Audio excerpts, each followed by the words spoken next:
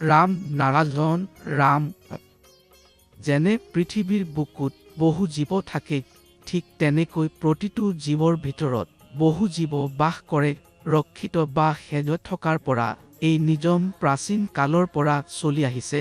বিশ্বৰ জগতত আমি আমাৰ নিয়মৰ জৰিয়তে পৰস্পৰক সহযোগ কৰি আগবাঢ়ি যাই আছো।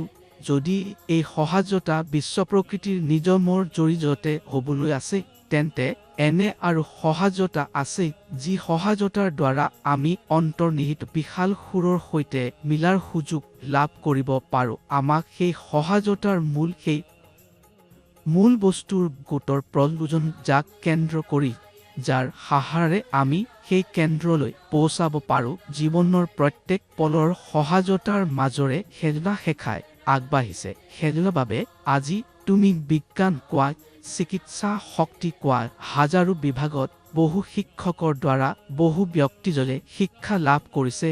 শিক্ষা ব্যৱস্থাৰ দ্বাৰা আদান প্ৰদানৰ জৰিয়তে ৰাষ্ট্ৰৰ গঠন হৈছে, যদিও সিহঁতে বিভিন্ন বিভাগৰ কৰ্ম অনুসৰি বিভিন্ন নামকৰণ আছে, কিন্তু প্ৰকাৰান্তৰূপে সিহঁত ঈশ্বৰৰ অৱতাৰ সাধক মহানৰ পৰাই আৰু কিবা নহজত ইজাৰ শিক্ষা আদান প্ৰদানৰ দ্বাৰা এক বিশাল বিশ্ব গঢ়ি উঠিছে।